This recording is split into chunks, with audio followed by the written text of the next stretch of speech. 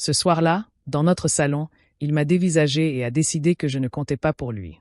Je m'appelle Angela, et j'avais 24 ans quand j'ai compris que les liens du sang ne sont pas toujours synonymes d'appartenance. Il était si près que je sentais l'odeur du café dans son haleine, ses mains tremblantes, sa voix si forte que les murs semblaient se rétrécir. Il n'a pas baissé le ton. Il n'a pas hésité. Il n'a pas détourné le regard. « Dégage, espèce de minable !» a-t-il hurlé. Un silence pesant, plus lourd que le son, s'est abattu sur la pièce. Je n'ai pas pleuré. Je ne me suis pas expliqué.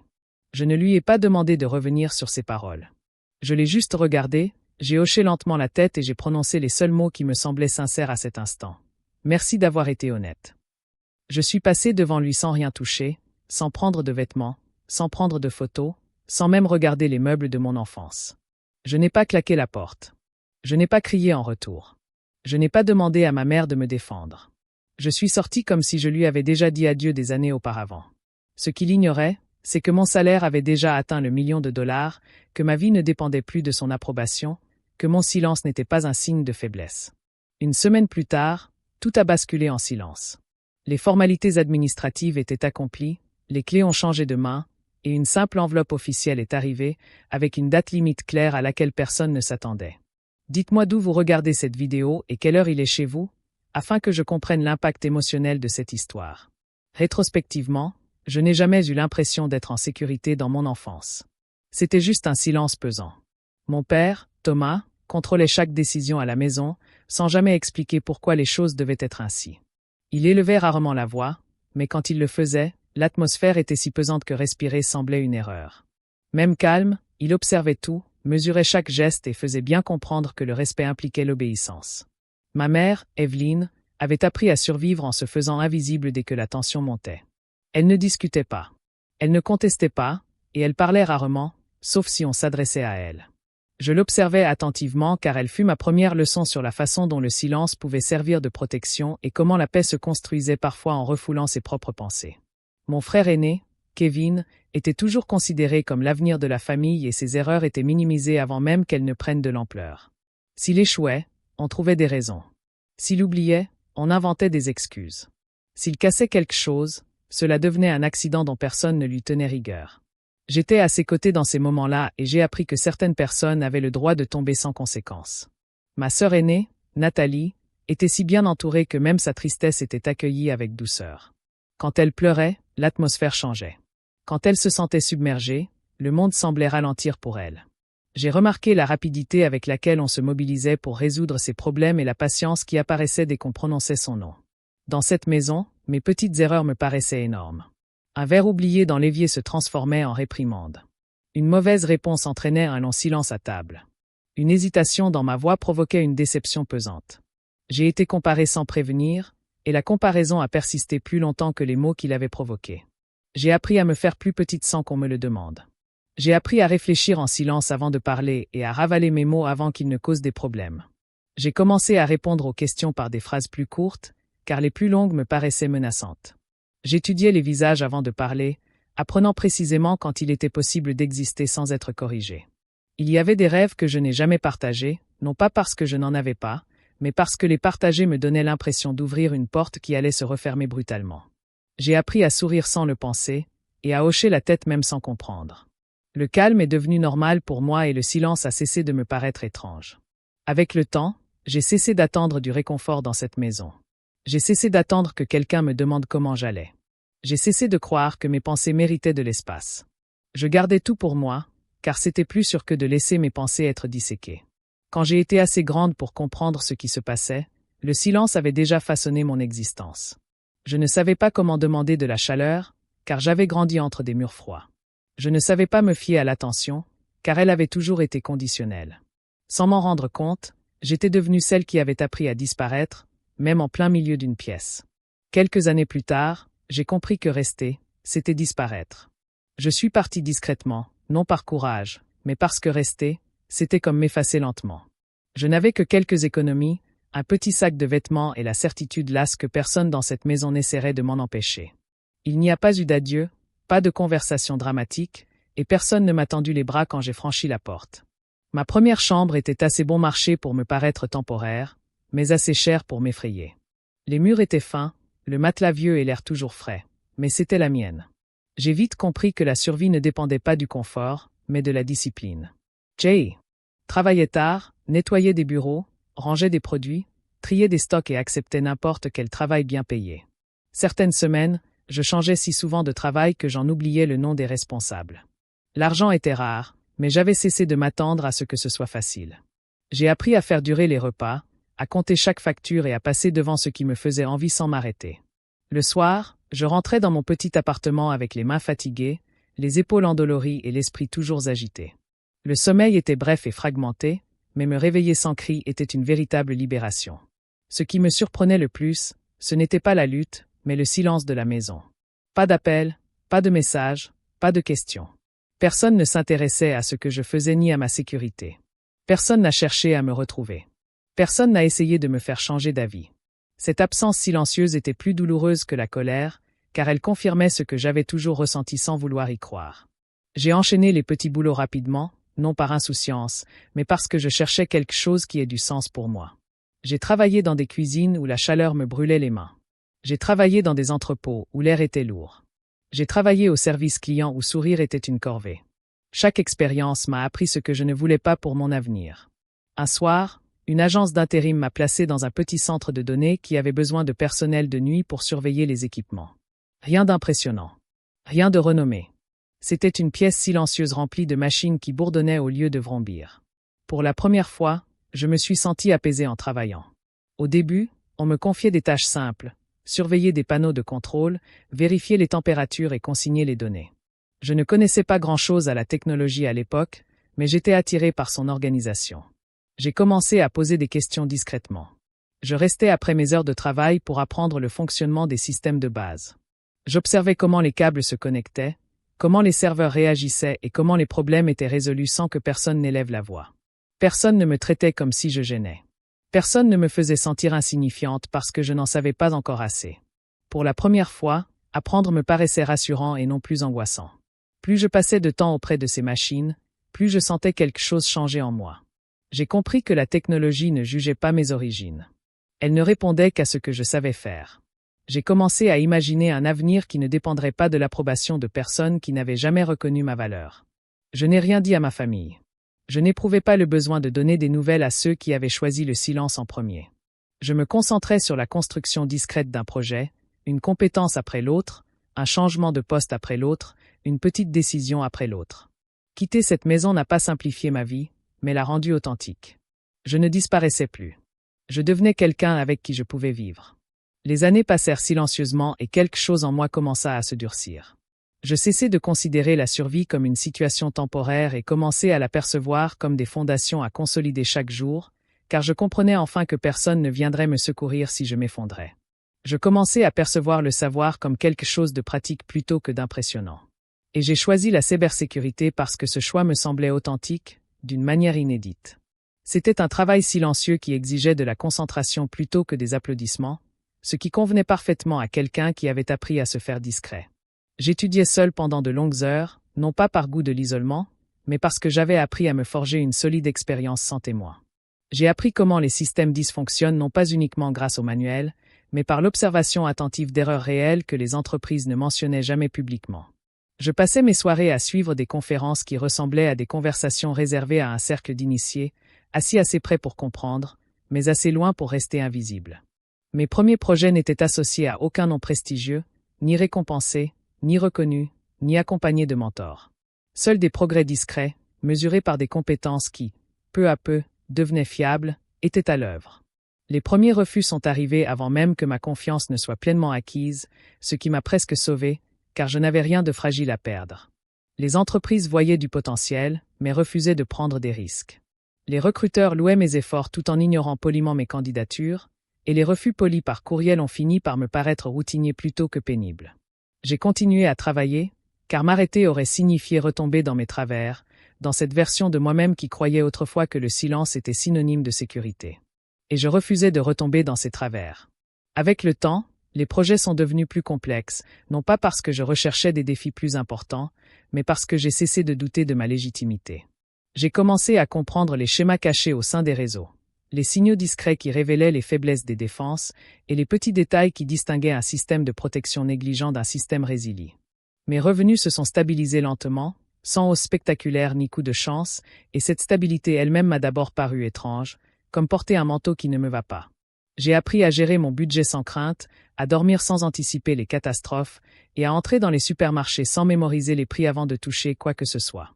Quand mes revenus sont devenus réguliers, quelque chose d'inattendu s'est produit en moi. J'ai cessé de penser uniquement à survivre et j'ai commencé à me demander ce que je pouvais construire, ce que je pouvais soutenir et qui je pouvais protéger.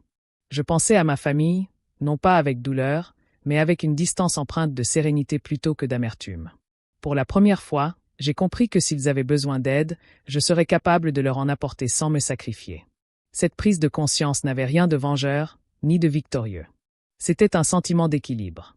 Je ne travaillais plus pour prouver quoi que ce soit, ni à des inconnus, ni à d'anciens camarades de classe, ni même aux versions idéalisées de mes parents qui existaient dans mon imagination. Je travaillais parce que j'avais bâti une vie qui ne dépendait plus d'aucune autorisation et parce que les compétences que j'avais acquises m'appartenaient d'une manière unique. J'ai commencé à croire que mon histoire n'était pas celle d'un rejet, mais celle d'une invincibilité discrète, d'une intouchabilité qu'on ne pourrait jamais m'enlever. À ce moment-là, aider ma famille cessa d'être un fantasme et devint une option concrète que j'étais enfin assez forte pour choisir au lieu de supplier. Un après-midi, la vérité m'a trouvé, au lieu de l'inverse. Ce jour-là, je ne cherchais pas ma famille, je ne fouillais pas de vieux souvenirs, je n'essayais pas de rouvrir des portes que j'avais verrouillées de l'intérieur pendant des années.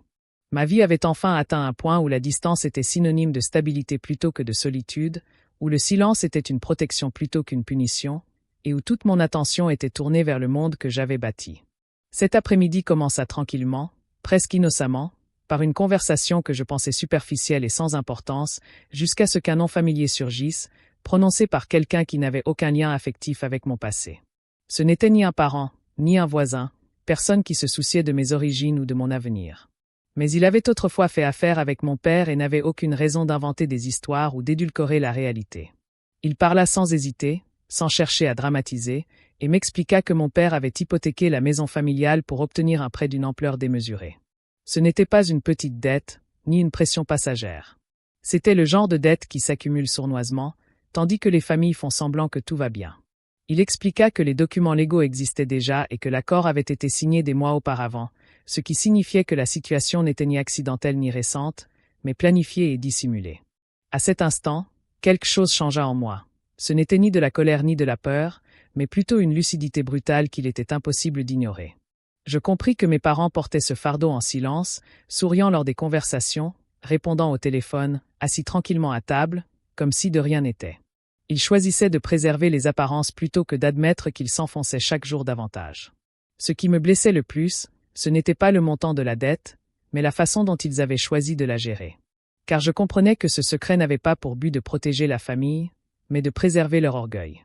J'avais passé des années à construire une vie sans eux, à apprendre à survivre, sans leur approbation, sans leur permission, sans leur attention. Pourtant, apprendre qu'ils s'effondraient en silence a réveillé en moi une part que je croyais insensible. J'ai commencé à me demander ce que cela signifierait si je prenais les devants maintenant.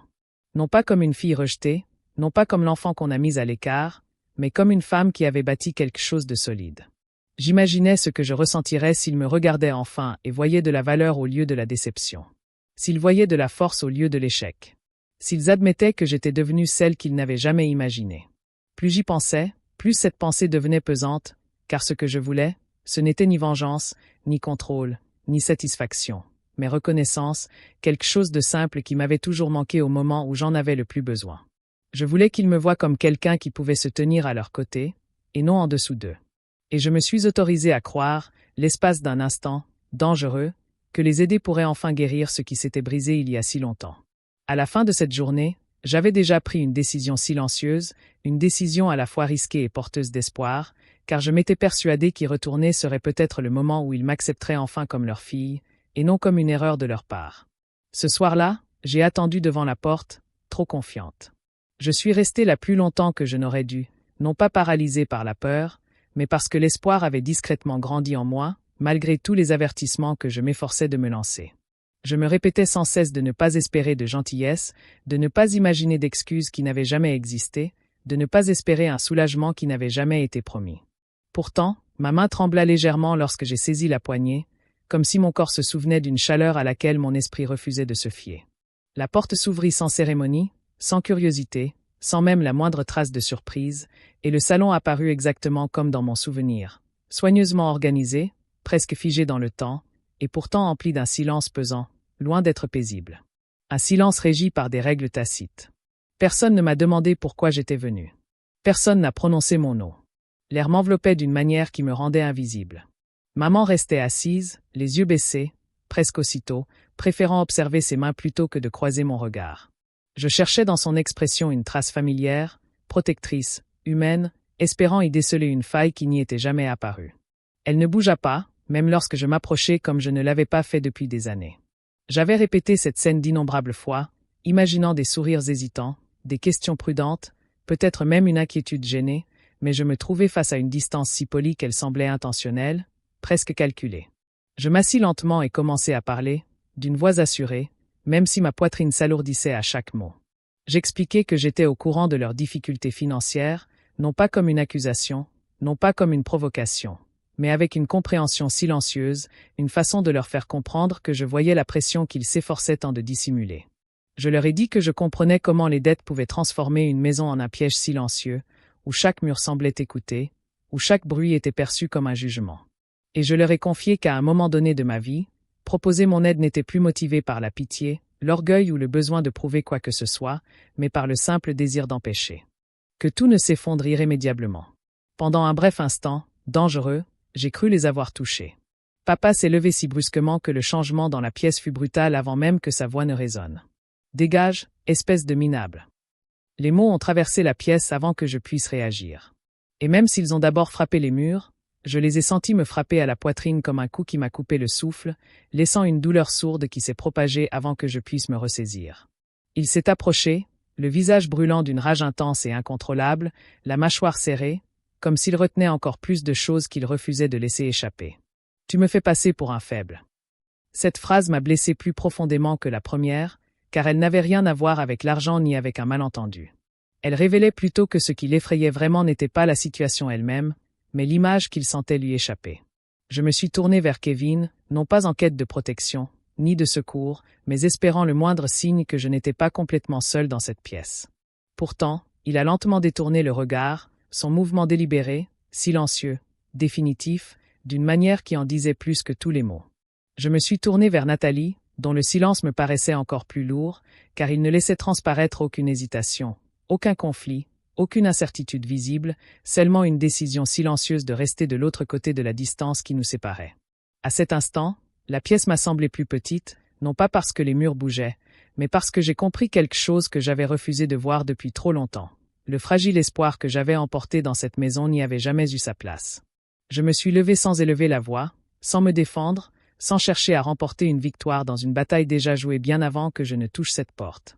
Et en les regardant une dernière fois, je n'ai ressenti ni colère ni chagrin, seulement une clarté sereine qui s'est installée en moi comme une faim paisible.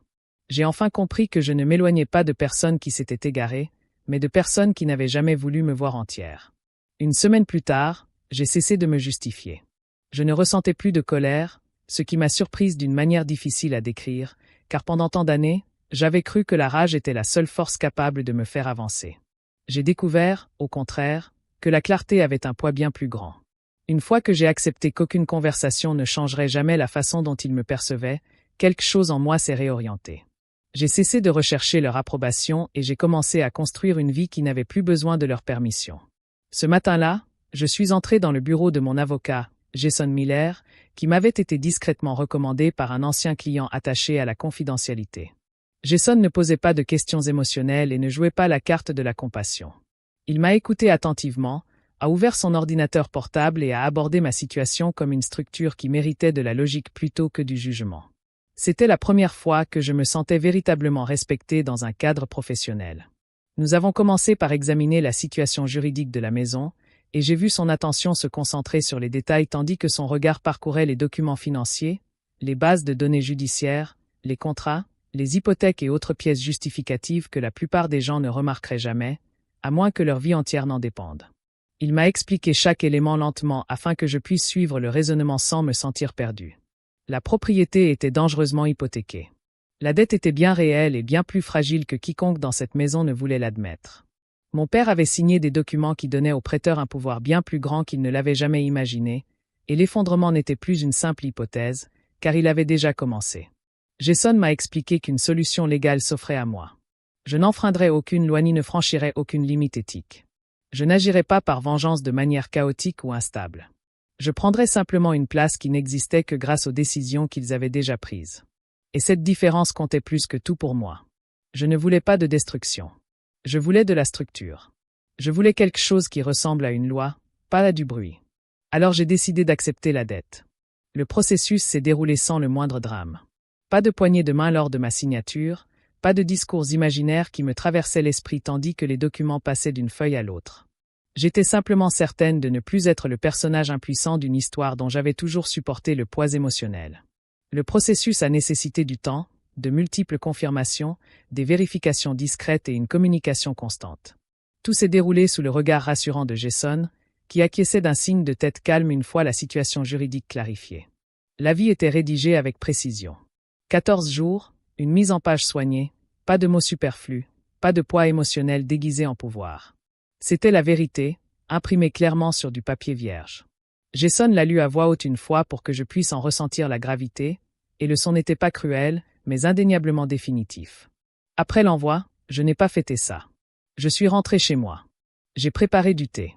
Je suis resté assise en silence, suffisamment longtemps pour percevoir quelque chose de nouveau en moi. Pour la première fois depuis des années, ce calme ne venait ni d'une victoire ni d'une défaite.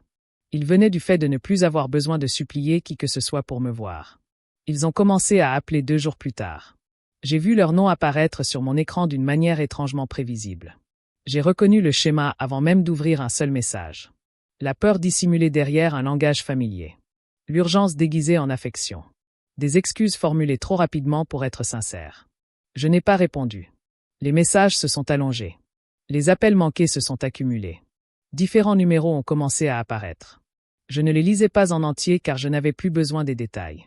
Je devais seulement comprendre que le rapport de force avait changé. Kevin a essayé d'appeler d'une autre ligne. Nathalie a laissé un message vocal où elle semblait plus paniquée que fière. Mes parents ont envoyé un message ensemble pour la première fois depuis des années, et je suis resté planté devant l'écran, sans le toucher, sans me laisser entraîner en arrière. Je ne ressentais ni joie ni culpabilité. Je me sentais sereine, d'une manière qui ne nécessitait aucune autorisation. Pour une fois, ma vie avait cessé de réagir à leur choix. Elle reposait sur mes décisions, protégée par la loi, maintenue par le silence, soutenue par cette distance qui permet de respirer sans crainte. Des mois plus tard, ma vie s'est allégée d'une façon inattendue. Pas de dénouement dramatique, pas de dernier coup de fil, pas de conversation nocturne à cœur ouvert. Juste une distance qui s'est peu à peu muée en paix.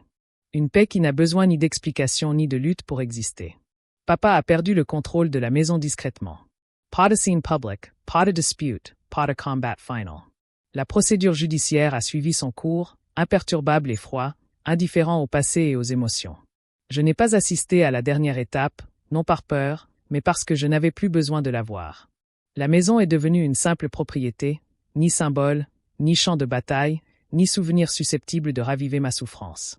Maman n'a eu d'autre choix que d'accepter ce qui s'était passé. Elle n'a jamais appelé pour se disputer, n'a jamais exigé d'explications, n'a jamais tenté de réécrire l'histoire. Je crois qu'elle a enfin compris que certaines ruptures surviennent sans prévenir. Son silence n'était pas de la bienveillance, mais je n'avais plus besoin de la bienveillance de quelqu'un qui restait muet quand c'était le plus important. Kevin et Nathalie ont dû affronter les conséquences de leurs actes. Leur situation financière s'est dégradée d'une manière à laquelle ils n'étaient pas préparés. Les filets de sécurité qu'ils avaient toujours crus inébranlables ont peu à peu disparu. Il n'y a pas eu de moments héroïques, pas d'excuses, pas de prise de conscience soudaine. Ils ont simplement appris ce que c'était que de se débrouiller seuls, sans privilèges offerts discrètement. Je ne m'en suis pas réjoui. Je ne l'ai pas pleuré non plus. J'ai simplement laissé les choses suivre leur cours. J'ai changé de numéro de téléphone sans prévenir personne. J'ai fermé mes anciennes adresses e-mail. J'ai cessé de consulter les dossiers bloqués. Je n'ai pas annoncé mon départ ni fait de discours sur le respect de soi. J'ai simplement coupé les ponts. Ce choix était simple, car le tumulte dans ma tête s'était enfin apaisé. Je n'étais plus une fille cherchant à se faire remarquer. J'étais simplement une personne protégeant l'espace que j'avais construit de mes propres mains. Il n'y a pas eu de réconciliation. Pas de dernier repas. Pas d'adieux émouvants à l'aéroport. La fin a été nette, car elle se devait de l'être. Certaines relations ne se réparent pas par la parole. Elles prennent fin lorsqu'on accepte la vérité. Ma vérité, c'est que l'amour sans respect n'est pas de l'amour. Les liens du sang sans dignité ne font pas la famille.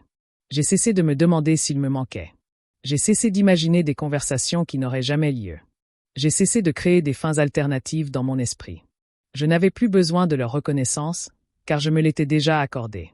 C'était la seule reconnaissance qui ait jamais compté. Cette histoire m'a appris que le respect est plus précieux que les liens du sang ou un passé commun. Quand on vous traite avec condescendance, il n'est pas de votre ressort de vous rabaisser encore davantage pour les mettre à l'aise. Vous n'êtes pas tenu de sauver ceux qui vous méprisent ni d'expliquer votre douleur à ceux qui l'ont ignoré. Parfois, la plus grande preuve d'amour-propre est de partir sans se retourner et de refuser de rouvrir les portes qui ont failli vous détruire. Merci de m'avoir accompagné jusqu'au bout. J'apprécie sincèrement chaque auditeur qui a pris le temps de ressentir ce voyage au lieu de simplement le regarder.